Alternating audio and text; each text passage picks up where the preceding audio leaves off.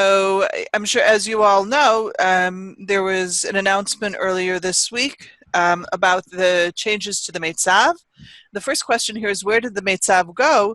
And in fact, it didn't really go anywhere. It's changing its form. It's changing its name to a certain extent. This year, there is no external meitzav. Zero, zippo, no external meitzav for anybody.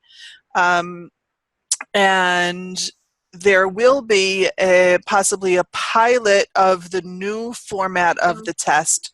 Go back. Sorry, I moved my and mouse. Schools will be chosen randomly to be in the pilot, but it's no reflection on the students or the school. It's just checking out, the new exam that they're writing.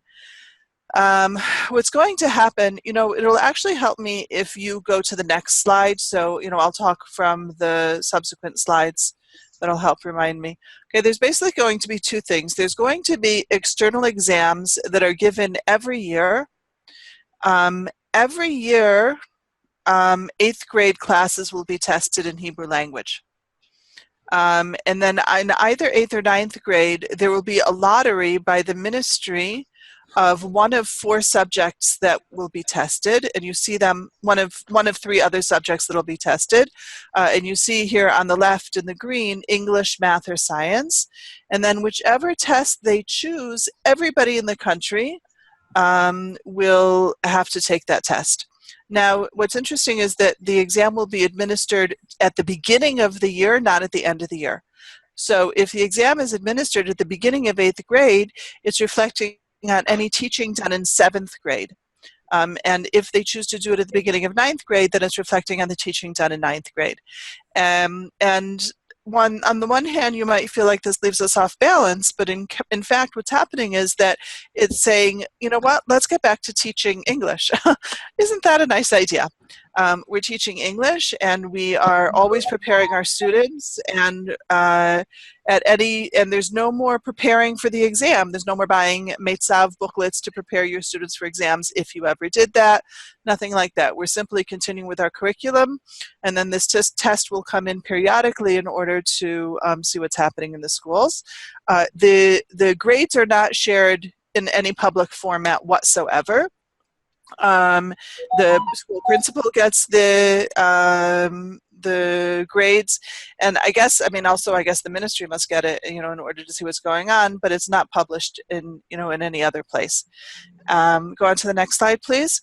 In addition to the external exams, you have optional internal exams that are provided and available to you in your school.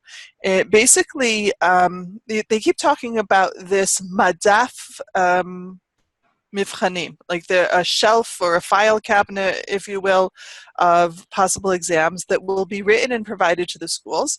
And Melissa seems to have frozen. Haley, okay, Melissa, I'll take her. Yeah, Melissa, you're frozen. I'll take over.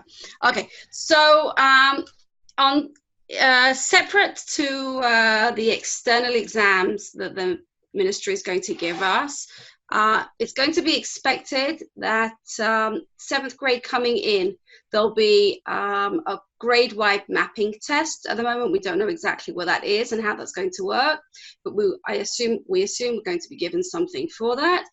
And in 7th, 8th, and 9th grade, we're going to be expected to use the ASK kit, which is a kit which we've linked here. I'll give you in a minute. To check speaking tasks. So we can already start using that. That's already there. It's been on the ministry site for some time. I'll talk about a little bit about more that in a minute. But I want to say again, because we just lost that before Melissa ran out, we're not going to know in advance whether English is going to be tested that year, any particular year in 8th grade or 9th grade.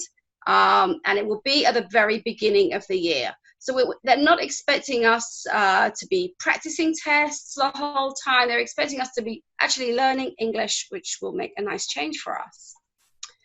I'd like to share, or Judy wanted to share with you, and I'm doing this for her. She would like to share with you our statistics. Anybody that had meitzav last year will have shared this with me already. Please, Haley, if you want to ask a question, please write it in the chat. Don't raise your hand. Write the questions in the chat, and I'm keeping my eye on the chat. Okay. So we're going to look now at different statistics from the meitzav. Okay, the blue line is us, Reed schools, HHS, and the orange line is the rest of the country. The rest of the country includes the Haredi sector, the Arab sector, the Jewish sector, sectors from all over, stronger schools, weaker schools, everybody together. You can see that we are at the moment ever so slightly above the national average, but we were way above, and we've really dropped in the last 3-4 years, and that's something that's really concerning us as counsellors together with Judy. So we're going to look at this a little bit more detail. You can see our reading comprehension is still just a titch above the rest of the country, but it's dropped dramatically. We're hoping with all the money we've put into books and a book in every bag and the opportunities your schools are having at the moment to work on reading, that's going to help us, and that's something we've addressed already. Listening, we seem to be staying fairly stable with the listening. And again, listening across the board is something that seems to be stronger. So I'm not going to address that anymore this evening. But what we are looking at, and does worry us an awful lot, is writing. Just over a year and a half ago, myself and some of the other counsellors looked very seriously into the writing and the meitzav. Because of these statistics, we can see that our writing has completely dropped, whereas the rest of the country has stayed fairly stable. And we've dropped to that standard, but why have we dropped, and what's going on, and how can we alleviate that? So really that's where we are now. And we're going to look now, one of our major ideas on our agenda now is going to be to look at writing in the junior high. So just to take this a bit more of a general idea, what are the junior high agenda for Reed for the coming year, or a little bit more than just the coming year, but in the immediate future?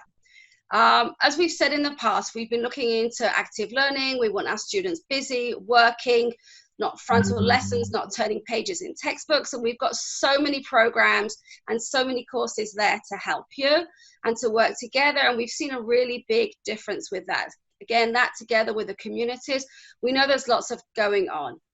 To continue the Reading for Pleasure, the Reading for Pleasure program is really up and running. So much money in the last 2 years has gone into books. And just today, pictures, I think it was from Sandra's school. Like, it was a nice day, and she just said, what a great day to be sitting outside reading, and sent pictures of all of her class sitting outside reading. And we really moved into that. Something Judy said earlier in the first Zoom today was, don't forget, every single lesson we should be having reading, listening, speaking, and writing. It's not that we're just focusing on one area, and we must make sure that we're including everything. It's just a case at the moment as let's tweak things. Let's focus on the writing and how we're writing with our students and what we're demanding of our students. Just as a note at the bottom here, I mentioned earlier the fact that in 7th, 8th, and 9th grade, our students are going to be tested internally on speaking skills. We're a little unclear at the moment how that's going to happen, but what we can say is, for the moment, let's take the ASK kit, and the link is here for it, together with the materials for Let's Talk, even if your schools are not in Let's Talk. Alongside also the interview topics we've added here for your stronger students, are the interview topics that we've been using for the beginning, for the personal section of the I-test. Let's take those and use them in the classrooms as much as we can. Okay, each of them is there for different levels. The Ask Kit particularly has 5 different levels, loads of activities there. The Let's Talk material may be more appropriate for the weaker students, whereas the interview topics from the I-test are there for the stronger students, but there's certainly something there for everybody. Okay, I need to breathe. Okay, let's move on. So as I keep saying, writing. Okay, that's what we're here today, and that's what I put my efforts into for this PowerPoint and for this session. So you'll get all of these slides later. There are lots and lots of links here, lots of ideas.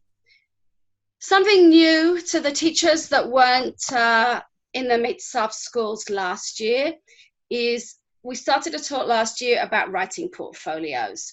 So I want to first of all just talk about why a writing portfolio, what we consider a writing portfolio, and what's the point of it. The idea of a writing portfolio is you're collecting your students' writing activities. Okay, we want varied activities, and we want to be able to collect these activities, and I'm going to have one here I prepared earlier, in something that looks like this, like a 1 shekel folder. That each one of your students should have a folder each. The way I've worked it for the last year in my class is, Zayin Shtayim, or everybody has a pink folder. Everybody in Chet Shalosh has a blue folder. It just means, for my sake, when I collect them up, I look after them, I keep them in school, I just keep them in a box file on a shelf. The idea is a student can see their progression together with you as the year goes on. Haley, yeah? Could you please move your cursor so that it's not over the toolbar, and then we'll see the whole screen? That better? It'll pop down now. No? Yeah. No, just keep it from the bottom. It'll pop down. Okay, it's going? Fine. Okay, so as I was saying, we want to be able to use these portfolios for several things. We're collecting the students' writing activities, and I'll talk a little bit more about exactly what I mean by those writing activities. And we want to be able to use those writing activities, for the student to be able to see how they progressed and developed within their writing, and for you to be able to use it for discussion with them, and to show their parents, other children in school. So we're talking about fun and motivating ideas, and varied. All right. We want the students to know that not every single piece of writing is going to be graded. Okay, well, you need to know as teachers that not every single piece of writing is going to be graded, but more of a case that before the student starts writing, that we say to them in advance, for example, the piece of writing that you're doing today, or the writing activity you're doing today, I really would like to concentrate on full stops and capital letters. Okay, so example, you might have a Kita Zayin class, maybe even a week class. Okay, they might only be writing 5, 6, 7 sentences at the end of the day, but you want them to focus today on full stops and capital letters. Another session, you might be asking them to focus on particular vocabulary. Here we can use the vocabulary, we bring in the vocabulary we've been learning in the class, we can bring back vocabulary we've been learning last week or the week before and recycle it and reuse it within a framework of their writing. We're asking you during the course of the year to put together for each student 20 writing activities that will be kept together in this folder. Now, it could be that you do more than 20 writing activities depending on your class. Your students, the idea of the portfolio is for them to see their progression, and they can begin to keep every piece and then at some point turn around and say, you know what, I don't actually like that piece. I'd like to take that piece out in lieu of another piece that I've put in. Okay, you can keep everything there. It's your choice. It's for you to work with your students in your class and see how it works. Each student's file, we're asking you to have a title page so it looks fun and exciting and it's personalized.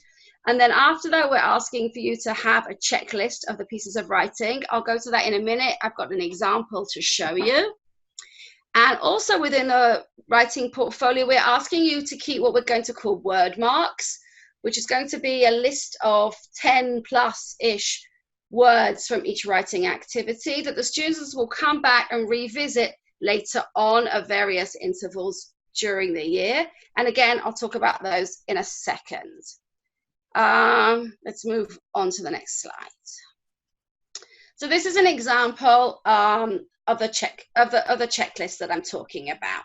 If you look here, this is just a small part of the page, but essentially on one page, you can have 20 lines where students can write down the name of each writing task, the date they did it, and it's important for them to say whether they enjoyed or didn't enjoy the activity. If you'd like to add another column with other information, whatever works for your class. Here is a link.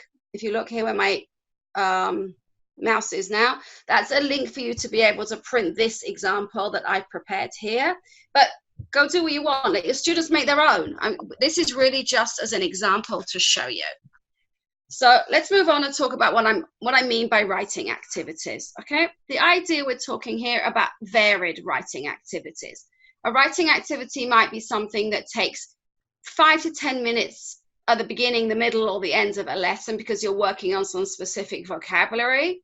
Or it could be something that you're working on that's going to take 1 to 2 lessons maybe, or you come and use part of 1 to 2 lessons because it's something that they've written and they've gone back and they've looked at it again and they'd like to improve. The idea is it's supposed to be different writing activities. I know last year the schools that were involved in the meitzav, a lot of schools felt that they were taking old meitzav writing activities as prompts and using those together with the students. I think that was in a way my fault and I misled some of the schools. I'd like to move away from that now completely. And the idea is the activities should be interesting and varied. I mean, I just wrote some examples here, but you could, for example, let's say writing instructions, how to fry an egg, how to tie your shoelaces.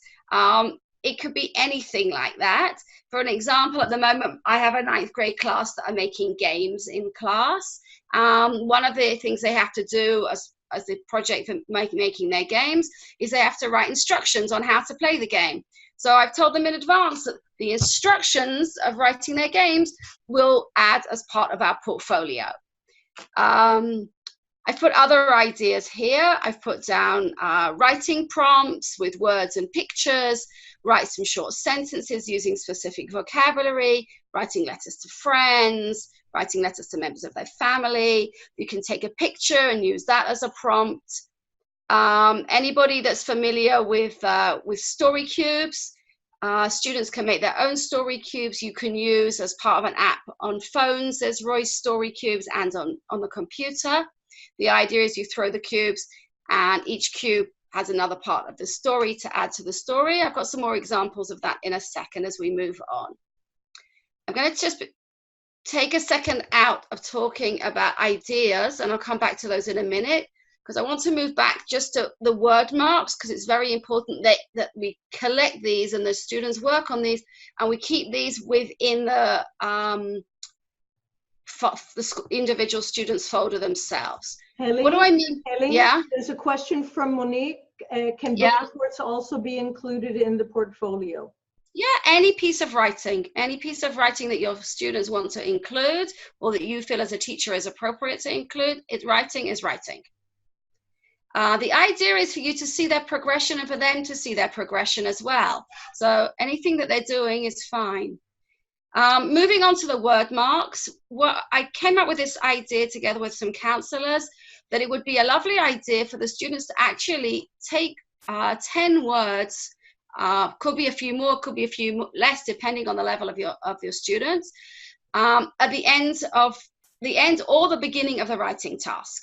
So there's 2 ways around it. The idea is if you look at the example that I have on the side that's blank, you give one of these to each student at the beginning or the end of the lesson, depending on how you're going to use them.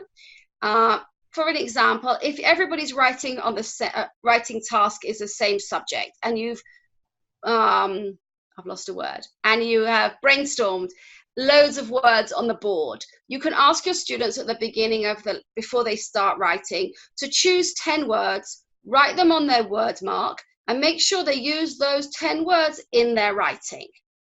Another way around is the complete opposite, is the students finish their writing, and when they've completed their writing, you say to them, take 10 interesting words that you maybe wouldn't have used usually, or you haven't used in the past, or words that you feel are important for you, and write those on your word mark. The idea is they're going to use those words on those word marks again in another lesson. Come back, find a way of using them, revisit them. One idea that one of the teachers in my school did, and again, I'll talk about that maybe a little bit more if I have time later, but we'd take all those word marks at the end of the year and ran a competition with them. Could be a Kahoot with them, it could be a, a vocabulary bee type activity with them. Quizlet Live is incredible with those words on those word marks. I've taken those word marks at the end of a week and just put all those words on a Quizlet Live, and the students love playing that in class. I've got my high arms turned behind my back now because we're not allowed telephones in my school at this point, so we've suddenly gone 2 stages back. So I'm a bit out of the idea, but the idea is to add not just nouns to, okay, might be a day when you say today we're only adding adjectives, and you really want to, you're saying to the students, I want to see today how many adjectives you can use in your writing.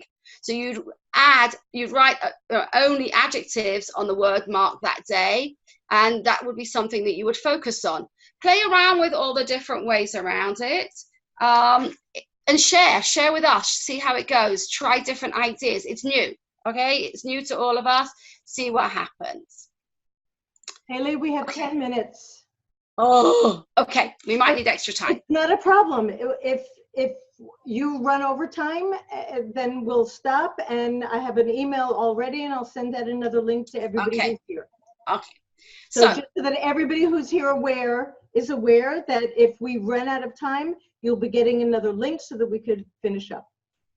Okay. Writing. We feel that one of the reasons that our students' writing grades are low is because they just don't know how to write. They're not writing enough in Hebrew. Students generally are just not writing enough these days, and we want to be able to help them to write. So we have to really teach them how to plan their ideas. So I've taken some ideas here to talk about, and some time to take out to talk about how to help your students organize their writing before they actually move on to the activity itself, like a precursor to the activity. Some different ideas here to help them. There are different types of writing organizers. One is mind mapping, and in a minute I'll go into that in some more detail. Something that's American called the 4-square planning method that you can use from the weakest of the weakest students to the strongest 12th grade G students. It works for everybody, and I'll explain that again in a minute. And the writing hamburger, which you've all seen in the past and is in the booklet that everybody has, junior high and beyond. The writing, my experience with the writing hamburger is it's more appropriate for the stronger students. My weaker students, especially in the lower grades, just seem to get muddled in it and not quite sure what it's on about. So I've actually moved away from using that, and I've started more to use mind mapping and the 4-square method. And let's look at each of those now for a minute. And mapping can be on a very, very simple vocabulary level. It can be on, as you see here, you can divide your mind map into the characters, the context of, when and where your story or your activity is taking place, what the problem is, what the solution is, and if you have a story, maybe what the moral of the story is or what the conclusion is. And in each of the sections, the students can just write very small ideas. Taking it a little further, if you look at the second side of the page, it's really more or less the same thing, but it just goes on further in more depth. It takes, specifically the mind map that I've shown you here, looks at different color schemes. It takes different parts of the writing and the different ideas in different colors to help the students focus their ideas through color. The idea is that the students actually write on the arms and not in little circles as in the first case, so they can see where they're going. I've used this a lot in class to the extent that we had mind maps up on the wall all around the classroom in English, which was actually a lot of fun just for students to go back afterwards and read and look at each other's. It really helped them focus their ideas and develop their ideas. It makes them think a little more deeply when they're writing, and it definitely gives them more structure. So that's, do you ever have them use other kids' mind maps? I haven't, but that's a very cool idea. But just if we're on a story of just on mind maps, I just have to throw in, it's an amazing thing to do for review. It could be reviewing vocabulary. It's amazing to do in the higher classes, which is not what we're here for now, but phenomenal for reviewing literature. So you can use it for so many things. I actually have started using it myself for just my own planning. When I sit down at my desk, what do I need to do? Like when I had to actually plan this PowerPoint, I wrote it out like this as color, as a mind map.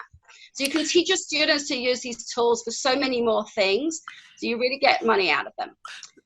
I'll just add that I use it in my special ed class, and students who really have no idea how to develop a paragraph into more than just one sentence.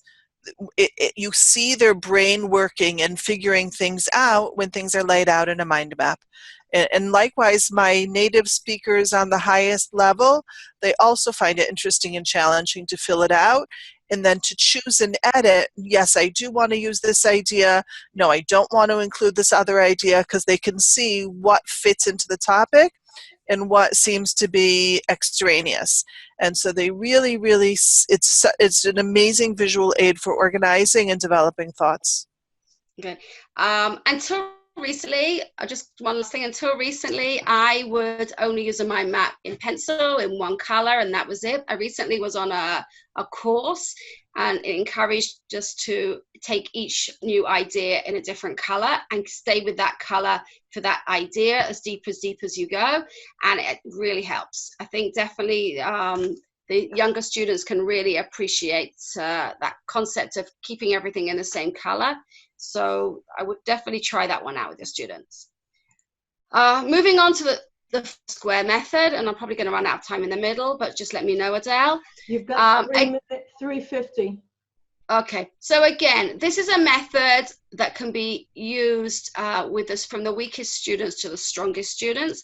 The idea is that in the middle, you write your first beginning sentences. So this is your central idea. So if you look in the middle of each of these two full squares that are in front of us here, both of them have the first sentence. It could be the first two sentences or even the first paragraph if it's much stronger students. And the idea is to take on from there, if you see number 2, number 3, number 4, and number 5, to progress your way through what you want to write. It could be with weaker students that it's literally each one is a sentence and they come out at the end with 6 sentences and that's it. Or it could be that each of the 4 squares is actually a paragraph in itself and you come out with 5 paragraphs, or you could amalgamate paragraphs. The idea is to add in the connectors for the students at the beginning to show them how to use the connectors. I find this very, very useful, again, from the weakest students in 7th and 8th grade to the strongest students in 12th grade even for their GSAs. Okay, do you want me to stop there? Do you want to open a new one now or to carry on? Do you want to open a new Zoom now or to carry on? It's hidden. I can't see how many. Oh, there's 2 minutes left. Pick another. Okay. So and then let's stop now, and we'll start a new Zoom in a few minutes. There are too many good ideas left to cut you off. Questions. There's a few questions here. Somebody asked Haley what course it was that you took. Okay, so I'm part of a course of teachers that are twinned with schools in South Africa, and it was part of our course from that. Somebody came in as a special speaker. I'll try and find the name and share it somewhere. Okay. Okay. I suggest I'm going to end the meeting now, and go get yourself a tea or coffee, and we'll meet back here in like 3 minutes. I'll send out another link in another email. Okay, so goodbye, everybody. See you soon. See you in a second. We don't have results from last year. You said all of this, right, Melissa? Yeah. Hey. Yes. Okay. Yes, we did. So what I do want to say about this new type of thinking and the speaking and all of these amazing ideas that Haley is sharing with you about writing and vocabulary, I would really appreciate it if everyone who was present worked with the staff, presented what they learned here, showed the PowerPoint to everyone else who wasn't here, have sort of a think tank in your staff meeting about how to use and implement these tools and how to get the kids hopping. I think these are fantastic ideas to enrich us all, not just with the new curriculum and not just with vocabulary, but I think just in general in the junior high. I think there are much better ways to activate our students than using regular, just, unseens or grammar or things that we've done in the past that have been a little bit less exciting. So if you have any questions, definitely ask your counselors. And if there are any questions, Judy, you're freezing. Judy, we can't hear you. Adele, Yes. did you tell? And again, you're frozen.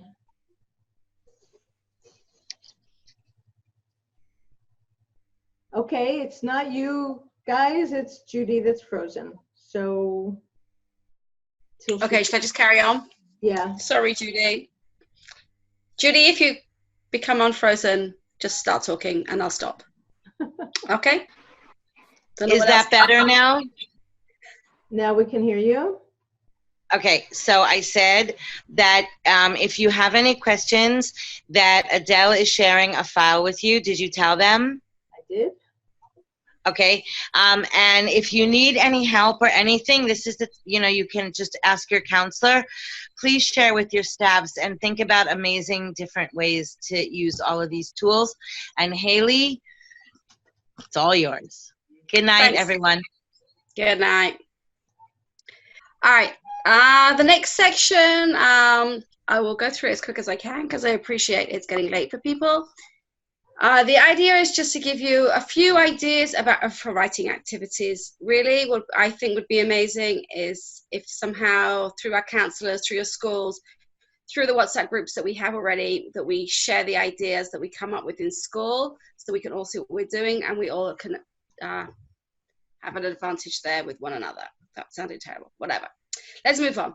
So we have the first idea here is eye bombing. Last year, Adele put out one of her little YouTubes, and if you're not subscribed to her, please subscribe.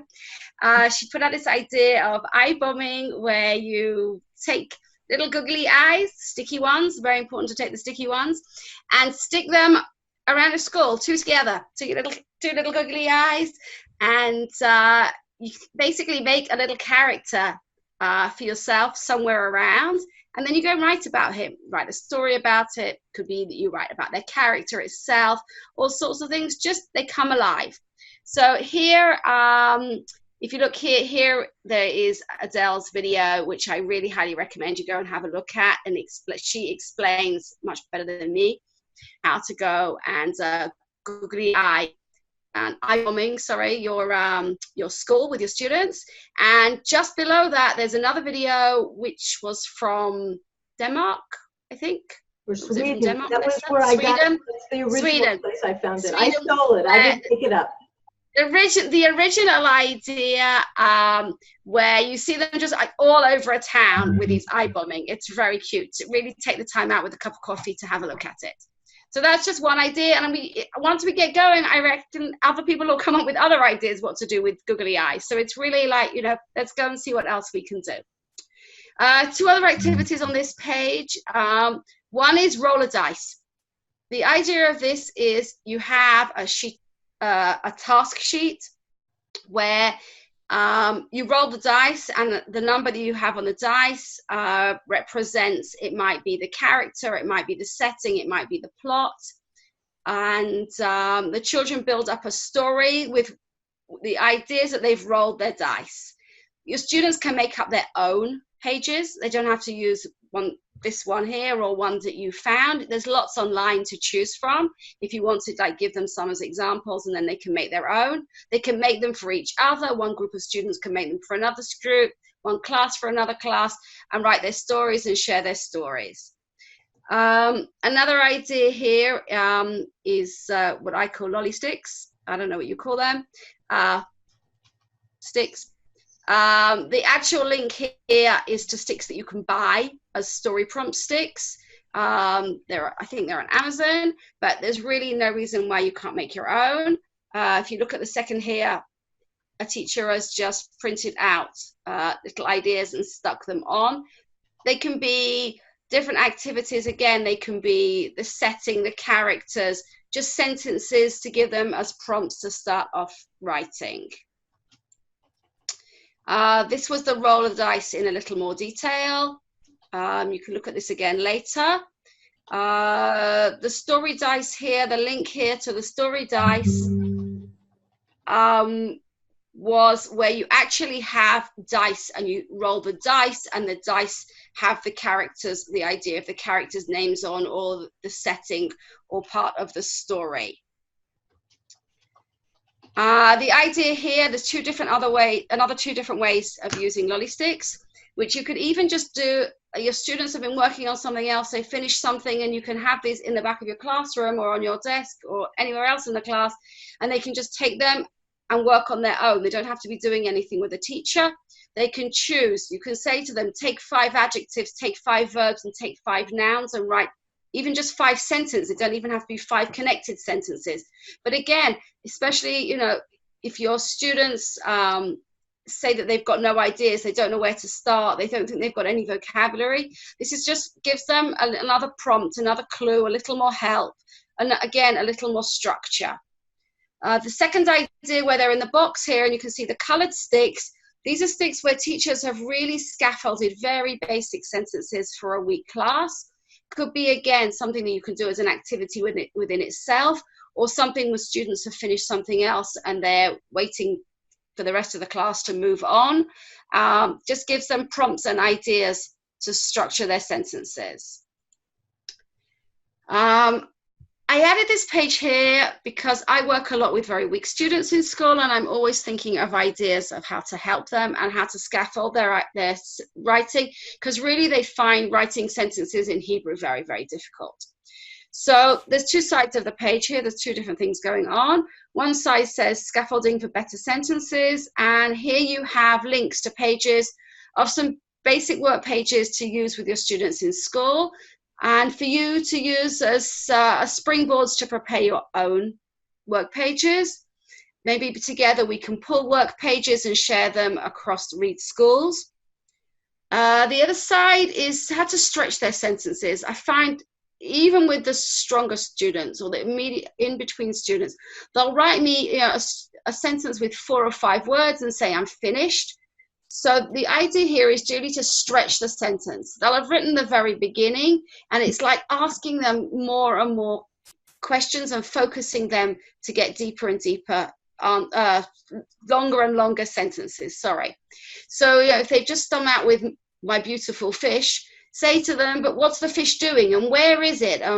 Once where it is, when's it happening? But like stage by stage, try and get them to build up a process in their mind that each time they're writing, that in each sentence they're thinking, who am I writing about? What's it doing? When did it happen? Where did it happen? Why did it happen?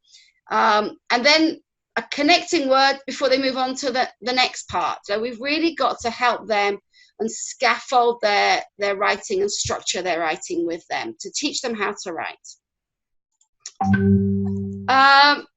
Let's just say we've worked really hard all year. We've had great fun. Our kids have really enjoyed themselves. And slowly, slowly, you've built up this portfolio. We want an event. We want to make something of it. What I really don't want is at the end of the year, your portfolios are just like stuck in a box at the side of a cupboard, and that's it. We want them to bring them out and to do something with them. So one idea was to have a portfolio party where students can read each other's portfolios. You might want to invite parents in. You might want to invite other teachers in, the homeroom teachers. Really use it as something to show off and to showcase. Again, parents' evening. Show them at parents' evening. Show them at the first parents' evening if you have 2 parents' evenings a year, to explain to the parents that the students are beginning to write more than they have in the past, and we're collecting their writing. And then again, later on in the year, when they come in for a second parents' evening, I know in my school, parents' evening, students come in together with their parents. Let them be the ones that explain to their parents what the portfolio is all about. Let them share it with their parents while they're sitting together with you, and discuss it together with them of how their writing's improving and where it's improving and what they've done, what they've actually, the process they've gone through. Let them understand the process themselves of what they've done to improve their writing. That's that. The other side is these word marks. I'm coming back to these word marks again. So your students have got at least 20 word marks if they've written 20 times. It takes time to stop, 5 minutes really, to stop and write those 10 words on the word mark. If it's a really, a class that finds it difficult, either give them a little more time or just a few less words each time on the word mark. But let's encourage using those word marks during the year and have some sort of event towards the end of the year. It could be that you have a prize at the end of the year. You can have a vocabulary bee. One student from each class wins a prize. 2 students, 3 students, everybody's put so much effort in. Give everybody a prize if you can. Whatever you can do to really keep reviewing that vocabulary, recycling that vocabulary, going back to it, using it again in more complicated sentences. I wrote here a Kahoot event as an idea, a vocabulary bee, a spelling bee, whatever works for your individual class. You may want to do it at the end of the first semester and again at the end of the second semester. But the idea is it's cumulative concept that the students realizing themselves that we're adding to our vocabulary, and they actually get very excited when you sort of say, well, we've learned 40 new words and we've used them in our writing, and now we've learned 80 new words, and the number means something to them, and it gives them a bit of a kick too. So that's 2 ideas there. I don't want anybody to forget all the wonderful ideas that we've had in the past that are in the junior high and beyond book. It's that pink book. I'll show you it just in case nobody knows what I'm talking about. It's a wonderful book here. So much work went into it a few years ago. And please go back, please reuse the ideas, please share the ideas with your teachers, and see how you can adapt and use those ideas. Communities and courses are full of ideas. What can I say? We've got some incredible courses going on through Read, and many teachers are signed up, and we also have our communities around the country. And again, the idea is teachers will work together to share more ideas. Please encourage your teachers to be signed up for courses. The courses haven't opened yet. The communities have all opened with a big bang. That's where it's all happening. Nelia asks if Reed schools are going to have a spelling bee competition this year. So we're not having a national spelling competition, but you can certainly have it in your school. What we're looking for and what we're working on in the communities is something called a vocabee, which is sort of a spelling bee, but with vocabulary instead of spelling. And we're working on what that is and what that could be. So join your community and see how you can work that out and be part of that. But you're certainly more than welcome to do spelling bees in your own school, and within a grade, within a cross grades, intergrades, whatever.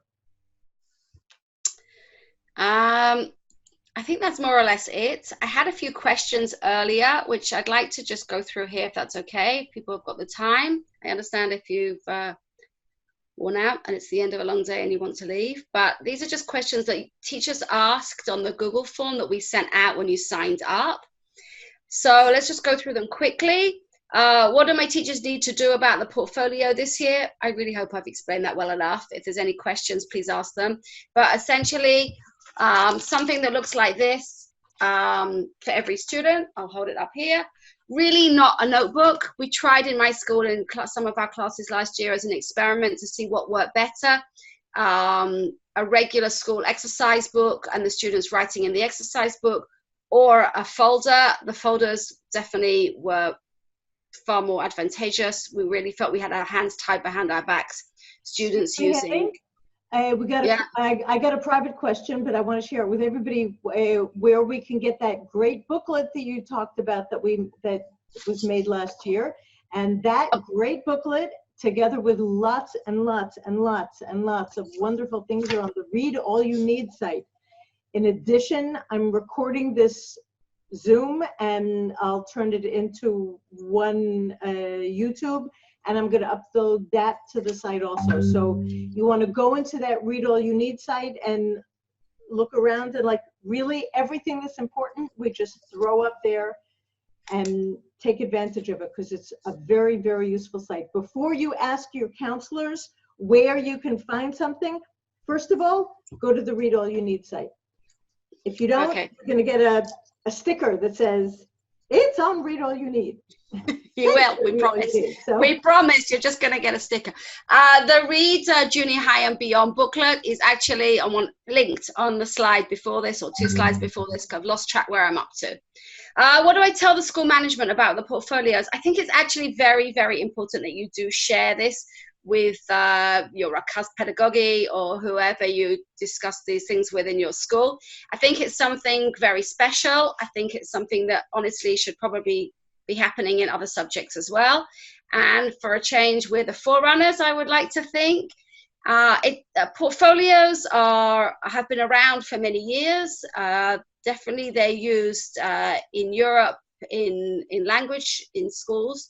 So it's not something that we've just come up with. If you want to read more about it before you go and talk to your school principal or your JHS pedagogy, please feel free to just do a Google search. You'll find lots of information about them.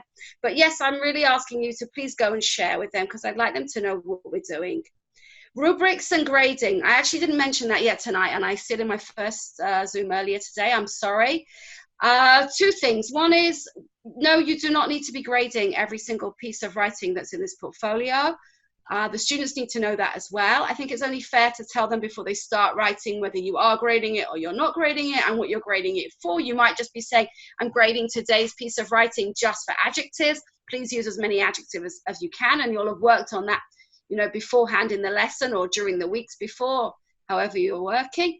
And rubrics, I think we're all able to prepare our own rubrics. I actually think it's important at times to prepare rubrics together with the students, certainly the stronger students. They need to, they understand why they're writing. Let's work together with them and share with them exactly what our expectations are.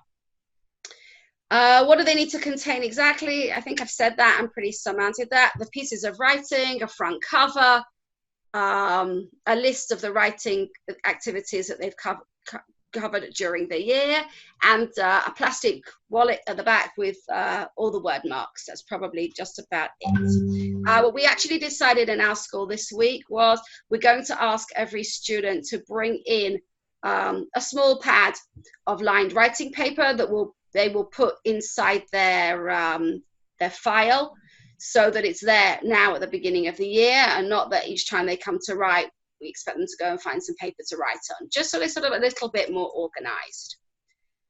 Do portfolios vary from different levels of English classes? Absolutely, and within classes. I mean, we're teaching differentially within each of our classes as well. You might find that even within one class, you might be setting different activities. Some of your activities, you might even say, today's free writing, everybody choose what they want. But again, each level needs to be appropriate for each individual student.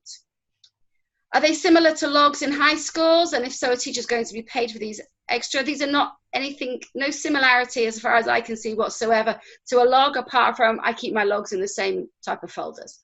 But that's it. These are not logs. These are not the same as high school. These are the writing that we would have been doing always with our students. We're not going to be paid extra for doing it. This is the writing that we do in class, that we've always been doing in class. We're just asking you to write maybe more than you've been writing in class, because we feel the students writing at the moment from the past meitzav tests is dropping, and then maybe one of the reasons may be because we've not been writing enough. So the idea is that the emphasis is on more writing, quality writing, teaching them how to write, and giving them the tools that they need to really enjoy writing and not feel frustrated. I think that's all for questions here. Have you got any more questions there? Okay, there aren't any questions waiting here. Okay, If we're all finished, I'm going to be sending out an email soon with the slides that you've gone over now, with a link to the Google Doc.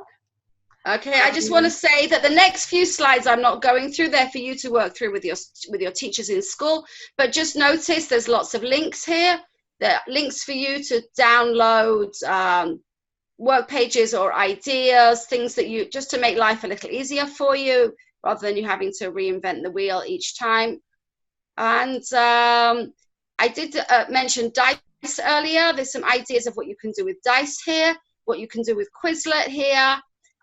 Just to mention, because I actually didn't mention that earlier, if you go into Quizlet and you press print, you can take literally these little cards. It makes cards for games. Okay, so you can either use them for games in your class, or you can use them as words for a writing activity in class and just put them in a little basket and ask students to pull them out. And you know that they're on the to do with the task that you're writing that day. Here's a link to a pattern template for a dice for you to use in class. And that's it. Thank you for everything. Okay, so thank you everybody for spending the evening with us. Thank you, Haley, who did an amazing job second time round. And she is going to sleep well tonight, let me tell you, because she's exhausted. And again, I'll be sending out the email. Have a wonderful evening, everybody. Great to see you all. Good night. Good night, everybody.